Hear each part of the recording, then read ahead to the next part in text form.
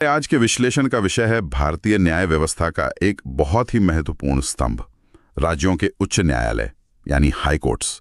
हमारे पास जो स्रोत हैं वे सीधे संविधान के अनुच्छेदों पर आधारित हैं, लेकिन हम सिर्फ ये नहीं देखेंगे कि संविधान क्या कहता है, बल्कि ये भी समझने की कोशिश करेंगे कि उन प्रावधानों का असल जिंदगी में क्या मतलब है। बिल्कुल, और इसे समझने का सबसे अच्छा तरीका है हाई कोर्ट को एक किले की तरह देखना। न्याय का किला दिलचस्प है। हाँ, संविधान ने राज्यों में न्याय का एक मजबूत किला बनाने की सोची। अब हर किले की एक नींव होती है, दीवारें होती हैं और उसके रक्षक होते हैं। हमारे स्रोत हमें सीधे उस किले के ब्लूप्रिंट यानी संविधान के अनुच्छेद 214 से 231 तक ले जाते हैं। तो चलिए इस किले की बनावट और इसके रक्षकों के बारे में गहराई से जानते हैं। जरूर। तो इस न्याय के किले की नींव कहाँ रखी गई है, मतलब इसका संवैधानिक आधार क्या है? इसकी नींव रखी है अनुच्छेद 214 में, जो कहता है कि हर राज्य के लिए एक हाईकोर्ट होगा। हाँ, पर असल में ऐसा है नहीं। नहीं, बिल्कुल नहीं। सही कहा। और यहीं पर संविधान बनाने वालों की दूरदर्शिता दिखती है। उन्होंने अनुच्छेद 214 में नींव तो रख दी, लेकिन उन्हें ये भी एहसास था कि हर राज्य के लिए एक अलग हाईकोर्ट बनाना शायद प्रैक्टिकल ना हो। हाँ, मतलब छोटे राज्यों या केंद्र शासित प्रदेशों के लिए तो मुश्किल होगा, संसाधन बहुत लगते हैं। एग्जैक्टली। इसीलिए उन्होंने एक लचीला रास्ता निकाला, और वो रास्ता था एक कॉमन हाईकोर्ट का। जैसे हमारे स्रोतों में पंजाब और हरियाणा का उदाहरण है। बिल्कुल, दोनों का एक ही हाईकोर्ट है, चंडीगढ़ में। और देखिए, ये व्यवस्था सिर्फ पैसे या संसाधन बचाने के लिए नहीं है, ये कई बार राष्ट्रीय एकता का भी प्रतीक बन जाती है। अच्छा, वो कैसे? जब एक अदालत दो राज्यों के मामलों को देखती है तो वो उन राज्यों के बीच के कानूनी मुद्दों पर एक साझा दृष्टिकोण विकसित करती है। गुवाहाटी हाईकोर्ट का उदाहरण तो और भी बड़ा है। हाँ, वो तो 4 राज्यों को कवर करता है, असम, नागालैंड, मिजोरम और अरुणाचल प्रदेश। बिल्कुल, ये दिखाता है कि न्याय व्यवस्था कैसे राज्यों को जोड़ भी सकती है। चलिए, ये तो हुई किले की बाहरी दीवारों की बात। अब अंदर चलते हैं। इन अदालतों में जज कितने होते हैं? क्या कोई तय संख्या है? ये एक बहुत बड़ा सवाल था संविधान बनाने वालों के सामने कि हर हाई कोर्ट में कितने जज होने चाहिए। हाँ, इसका जवाब उन्होंने अनुच्छेद 216 में दिया। और कमाल की बात यह है कि उन्होंने कोई फिक्स नंबर नहीं दिया। अच्छा, तो ये कौन तय करता है? उन्होंने इसे राष्ट्रपति के विवेक पर छोड़ दिया। मतलब ये एक फ्लेक्सिबल सिस्टम है। ऐसा क्यों किया गया? क्योंकि हर राज्य की जरूरतें अलग अलग हैं और वो समय के साथ बदलती भी रहती हैं। सही बात है। बॉम्बे जैसे बड़े राज्य में मुकदमों का बोझ त्रिपुरा जैसे छोटे राज्य से कहीं ज्यादा होगा। बिल्कुल। तो राष्ट्रपति काम के बोझ, पेंडिंग केस की संख्या, आबादी, इन सब फैक्टर्स को देखकर जजों की संख्या तय करते हैं। सिद्धांत में तो ये बहुत अच्छा लगता है, पर इसका एक दूसरा पहलू भी है। हाँ, असल जिंदगी में इसी फ्लेक्सिबिलिटी के कारण जजों की नियुक्ति में अक्सर बहुत देरी हो जाती है। ओहो, पद खाली पड़े रहते हैं। हाँ, और सरकार और न्यायपालिका के बीच नामों पर सहमति नहीं बन पाती। नतीजा ये होता है कि अदालतों में केस का अंबार लग जाता है और लोगों को न्याय के लिए सालों इंतजार करना पड़ता है। मतलब जो व्यवस्था दक्षता के लिए बनी थी वो कभी कभी देरी का कारण भी बन जाती है। बिल्कुल। ये तो हुई जजों की संख्या की बात, लेकिन इन पदों पर बैठने वाले लोग यानी इस किले के रक्षक, वो कौन होते हैं?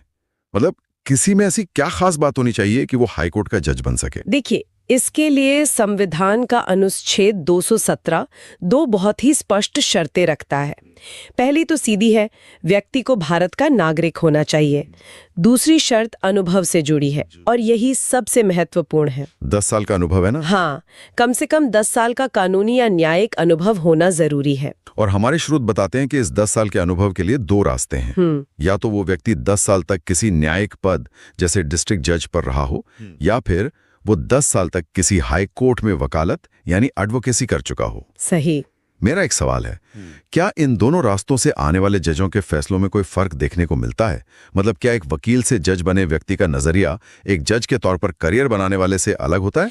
ये एक बहुत अच्छा सवाल है और कानूनी गलियारों में इस पर हमेशा चर्चा होती रहती है।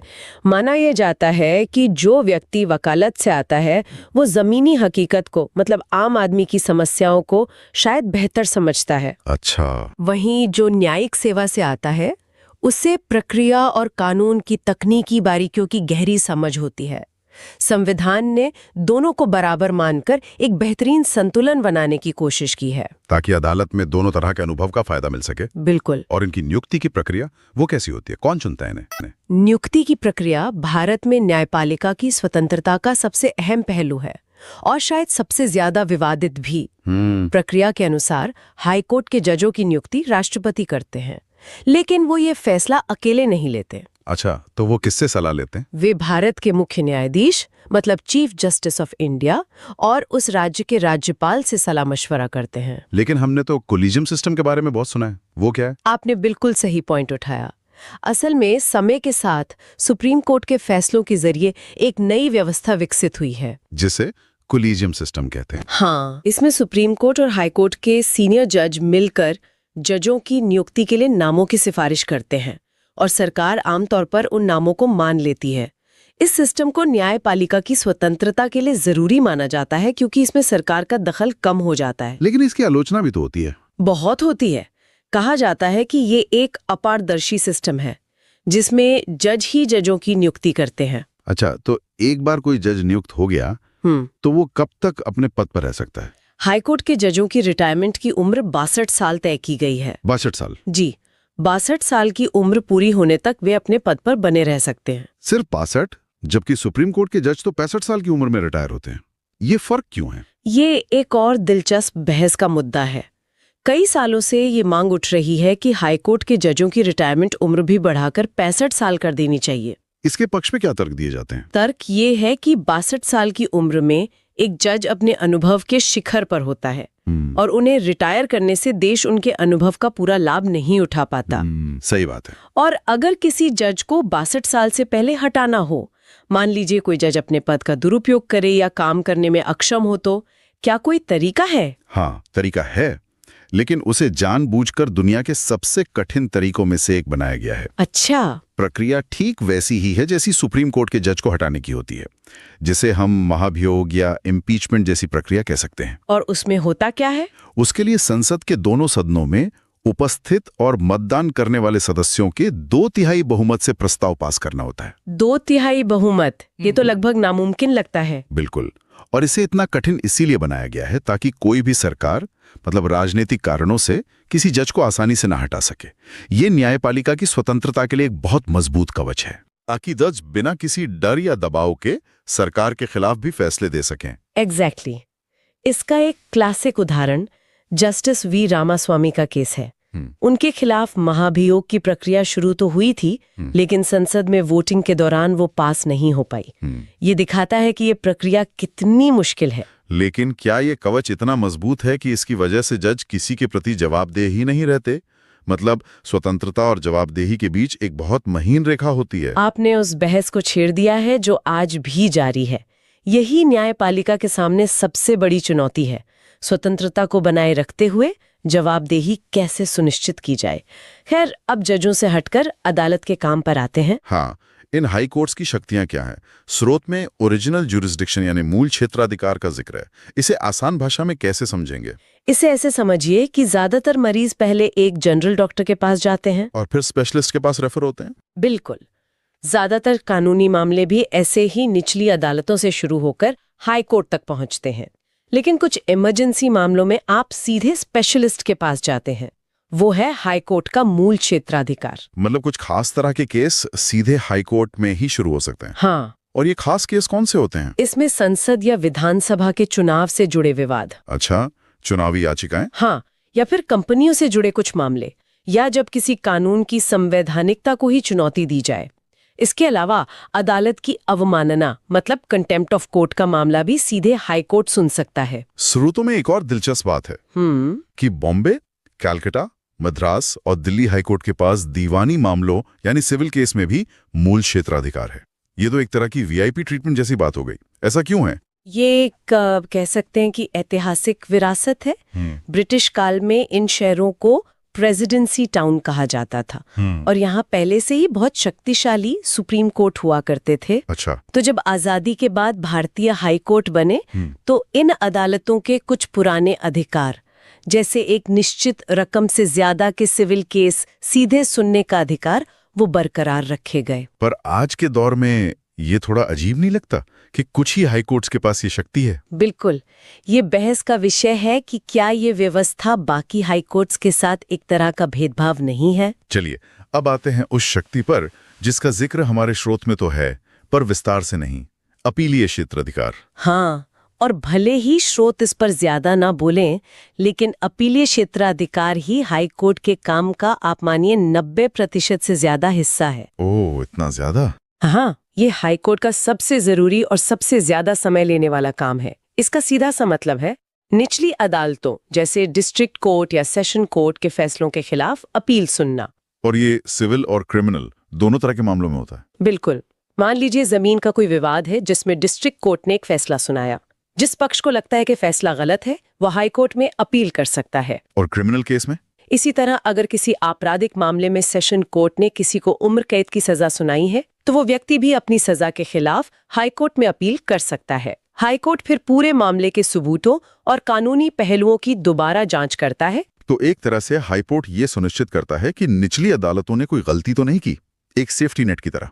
बिल्कुल सही, एक सेफ्टी नेट। लेकिन एक और शक्ति है जिसके बारे में बहुत बात होती है, जो शायद इन सबसे ज्यादा महत्वपूर्ण है, रिट क्षेत्राधिकार। विट आपने बिल्कुल सही नस पकड़ी है। ये हाईकोर्ट को मिली सबसे बड़ी शक्ति है। ये नागरिकों के मौलिक अधिकारों का सबसे बड़ा रक्षक है। मौलिक अधिकारों का रक्षक? हाँ, अगर सरकार या कोई सरकारी संस्था किसी नागरिक के मौलिक अधिकारों का हनन करती है तो वो व्यक्ति सीधे हाईकोर्ट जा सकता है। और ये रिट्स होती क्या हैं? रिट एक तरह का विशेष अदालती आदेश होता है। संविधान में 5 तरह की रिट बताई गई हैं, जैसे हेबियस कॉर्पस। इसका मतलब है शरीर को प्रस्तुत करो। मतलब अगर पुलिस किसी को गैर कानूनी तरीके से हिरासत में रखती है तो हाईकोर्ट ये रिट जारी करके पुलिस को उस व्यक्ति को अदालत के सामने पेश करने का आदेश दे सकता है। वाह, ये तो बहुत शक्तिशाली है। बहुत ज्यादा। इसी तरह मैंडेमस रिट है, जिसके जरिए कोर्ट किसी सरकारी अधिकारी को उसकी कानूनी ड्यूटी करने का आदेश दे सकता है अगर वो अपना काम नहीं कर रहा हो। अच्छा। फिर प्रोहिबिशन और सर्टरारी हैं, जो निचली अदालतों को उनके अधिकार क्षेत्र से बाहर जाने से रोकती हैं। और आखिरी वाली? और आखिर में क्वो वारंटो है, जिससे कोर्ट ये पूछ सकता है कि कोई व्यक्ति किस अधिकार से कोई सार्वजनिक पद धारण किए हुए है। संक्षेप में ये रिट्स हाई कोर्ट को आम नागरिक के अधिकारों की रक्षा करने और सरकार को उसकी सीमा में रखने का असाधारण अधिकार देती हैं। तो आज की चर्चा को अगर समेटें तो हमने हाई कोर्ट की पूरी बनावट को समझा, उनके संवैधानिक आधार से लेकर जजों की नियुक्ति की जटिल प्रक्रिया, उनकी 62 साल की रिटायरमेंट उम्र और उन्हें हटाने की लगभग नामुमकिन प्रक्रिया तक। और फिर हमने उनकी शक्तियों को देखा, चाहे वो सीधे केस सुनने का मूल क्षेत्राधिकार हो, निचली अदालतों के फैसलों की समीक्षा करने का अपीलीय क्षेत्राधिकार हो, या फिर नागरिकों के अधिकारों की रक्षा करने वाला शक्तिशाली रिट क्षेत्राधिकार। बिल्कुल। और अगर हम इन सभी जानकारियों को जोड़कर देखें तो वो न्याय का किला वाली बात एकदम सटीक बैठती है। संविधान ने हाईकोर्ट को बहुत स्वतंत्रता और शक्ति दी है। जजों की नियुक्ति में कॉलेजियम की भूमिका और उन्हें हटाने की कठिन प्रक्रिया उनकी स्वतंत्रता सुनिश्चित करती है, तो वहीं मूल अपीलीय और रिट क्षेत्राधिकार उन्हें राज्यों में कानून के शासन और नागरिकों के मौलिक अधिकारों के संरक्षक के रूप में काम करने की ताकत देते हैं। और इस पूरी चर्चा से एक सवाल जहन में आता है जिस पर हमारे श्रोता सोच सकते हैं। हमने देखा कि जजों को हटाने की प्रक्रिया बेहद मुश्किल है, जो उनकी स्वतंत्रता के लिए जरूरी है। दूसरी तरफ जजों की नियुक्ति के कॉलेजियम प्रणाली पर पारदर्शिता की कमी के आरोप लगते हैं। तो सोचने वाली बात यह है कि न्यायपालिका की स्वतंत्रता, जो लोकतंत्र के लिए बेहद जरूरी है, और एक जज की जवाबदेही, जो हर शक्तिशाली पद के लिए जरूरी है, इन दोनों के बीच सही संतुलन कैसे बनाया जा सकता है? क्या ज्यादा पारदर्शिता लाने से स्वतंत्रता खतरे में पड़ जाएगी, या क्या मौजूदा व्यवस्था जवाबदेही को कमजोर कर रही है? ये एक ऐसा सवाल है जिसका जवाब हमारा लोकतंत्र